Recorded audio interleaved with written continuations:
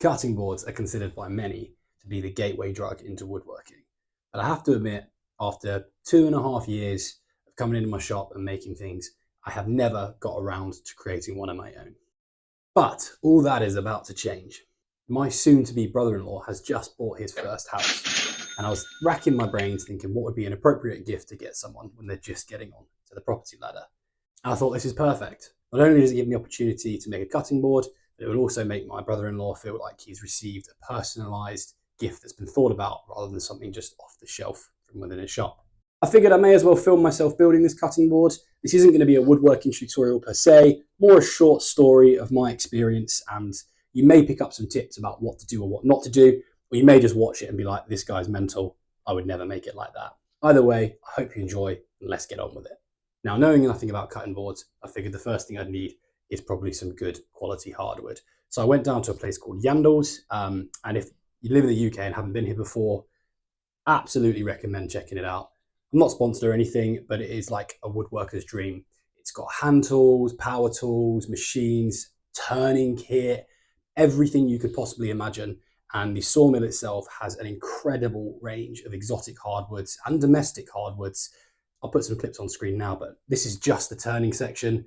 Then you've got the planks. They also have a separate part with slabs you can use for tabletops. The place is just amazing. Go check it out. So I picked myself up some nice thick pieces of walnut, maple and cherry. As a quick Googler told me, these are the best woods to have for a cutting board. Now, as most of you know, I can't use power tools inside my conservatory. I have to use them outside. And unfortunately, the weather was against me. And when I got home, it rained. And it rained and it rained, which meant that I couldn't get started. But after spending far too long sat staring out my window lamenting like I was in some sort of bad 90s rom-com,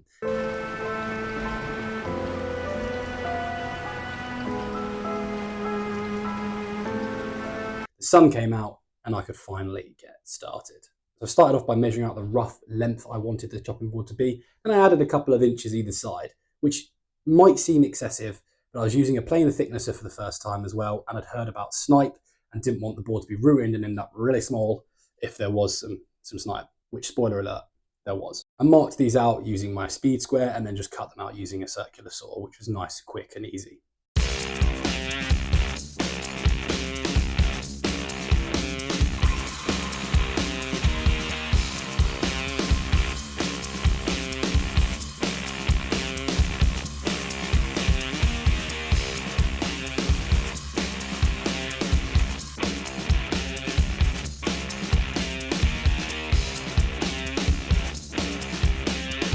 Although the sawmill had planed everything on one face before I purchased it, as it had acclimatized to my workshop, it had unfortunately warped a little bit, as you can see from the light coming through on these clips. So I put it on a planer sled and ran it through my planer to get myself one nice flat face.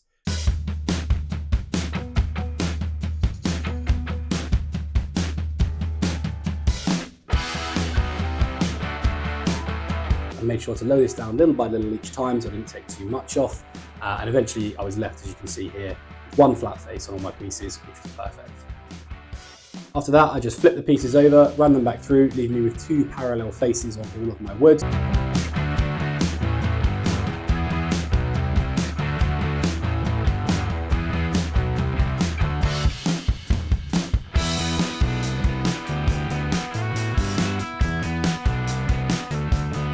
I also scribbled with some pencil here and then ran it through taking a light pass.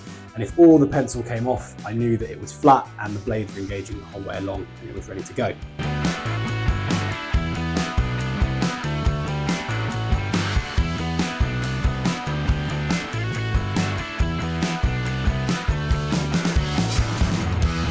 Now, I also don't have a jointer. I needed to get one edge of this square so I could use it as a reference on my table saw. So what I did is I got some toggle clamps and I made a quick jointer board after looking at some pictures online. But you will notice I'm not showing you a clip of that right now.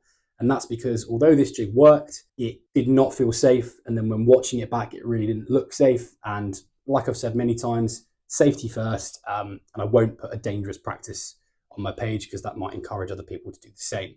So if anyone's got any good ideas about how to make a decent joiner sled, please post them in the comments below. However, with my pieces now precariously jointed, I flipped them over and ran that jointed side against the fence as a reference edge and ripped a straight edge down the other side of the piece. which left me with some lovely milled lumber that was square and ready to use. Then I adjusted my table saw fence and ripped strips that are about 2 inches wide and 2 inches thick. I wanted the board to be a big, chunky cutting board, but also meant that if there were any issues, I could plane it down and flatten it and wouldn't lose too much of that thickness.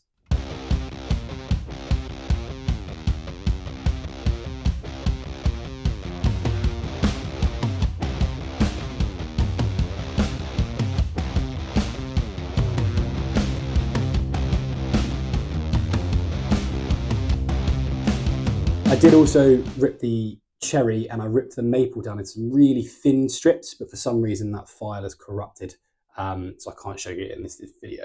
With all my pieces cut though, I then laid it out roughly in the orientation I wanted it to be and flipped them all onto their edge. My original plan was to make a face grain board, but some Googling told me they're actually prone to warping and edge grain is probably the best beginner version. So I went for a edge grain board with walnut as the main piece, cherry as a strip down the middle, and then some accents of maple on either side. Then we were just about onto the glue up, and spoiler alert, this didn't go very well. So my plan was, after looking online again, to make some cawls by putting some packing tape on some bits of wood, glue everything together, and then clamp some cawls on top to keep it all straight. My biggest piece of advice, if you are going to do this, is practice this first, because I didn't. I got all my glue spread out, and I was in the opening time was closing rapidly, and I knew I had to get it glued together. And I could not get the cawls to sit on properly, or they were wobbling, or the clamp would snap. So I very, very nearly didn't manage to get this glued up.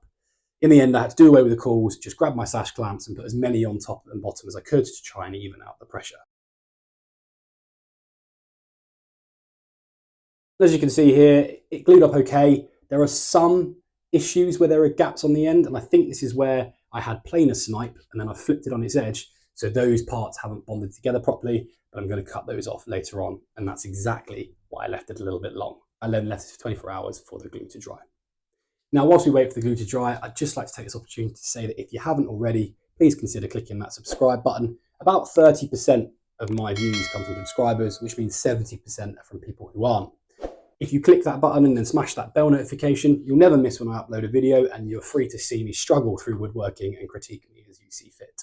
Additionally, I'd really like it if you could smash that like button. It helps promote me in the algorithm and pushes it out to the wider YouTube audience.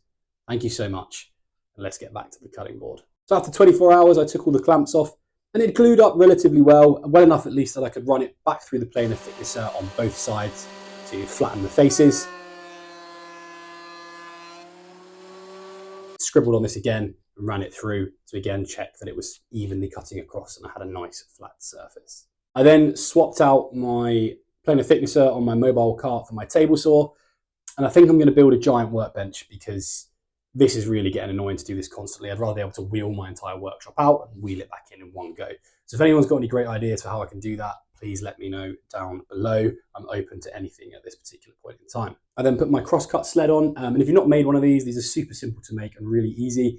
I have made a video on how I made this one, which is crazy basic, but I will put that above me somewhere now if you want to check that out. I then cross-cut my cutting board to its final length, and I made sure I took off anywhere where there was that poor joint or a little gap where it hadn't laminated fantastically well because of the planer snipe, leaving me with a nice, well glued up, sort of rough chopping board ready for the next stage. Then grabbing my combination square, I marked out where I wanted the center of the handles to be before clamping the workpiece onto my mini mobile cart. Now, there are loads of really cool jigs out there for how you can do handles. I just got some offcuts and taped them down either side, almost as stop blocks, for I wanted the router to be able to start and stop. And then using a plunge base, I routed out the handles, just taking off small passes each time.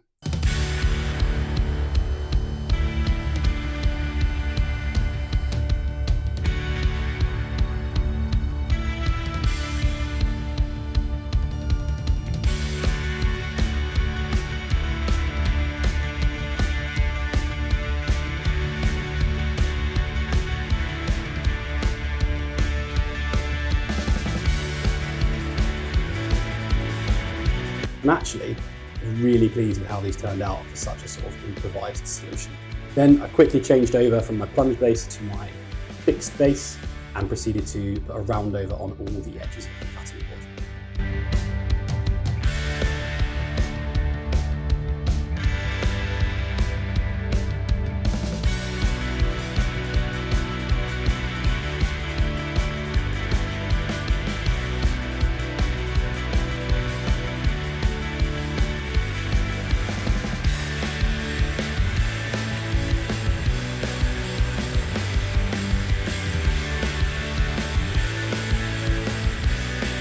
And at this point, it's almost done and it's really starting to look like a cutting board, and I'm pretty pleased with myself.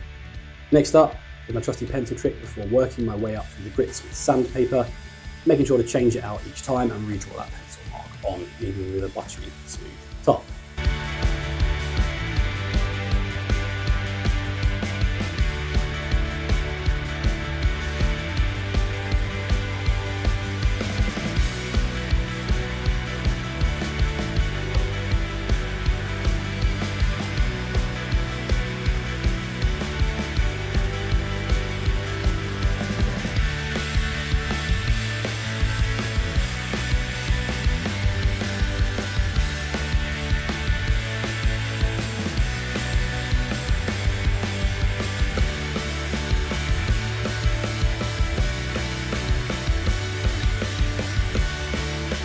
I did read online, however, that you should also pop the grain. So I grabbed some water, popped the grain up before my final coat, let it dry out with good air circulation all the way underneath, sanded it down again, leaving me with an amazingly smooth finish. With that done, all that was left to do was put some chopping board oil on. I rubbed 2 coats of this in and left it to soak before buffing it off, and then drilled and put in some little rubber feet so there can be good airflow around the cutting board when it's on your worktop at home. And then for the piece de resistance, I put on a little bit of beeswax, let it sit, and then buffed it off, leaving the chopping board shining and looking lovely.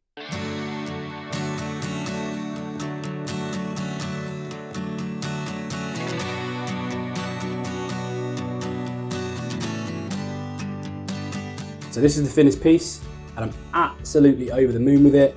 My brother-in-law loves it, and I'm really happy for how it turned out for my first go. I think in future I would have liked to personalise it with either his initials, or he's a fireman, so putting his local station's logo on there. So I might look into getting a laser or a pyrography kit. If anyone has one of those and has any advice on what to look for or what's good or bad, please post them down below. And if you enjoyed this video, let me know. And if you didn't, or would have done it differently, let me know that too. Thank you so much for watching, and I'll see you on the next one.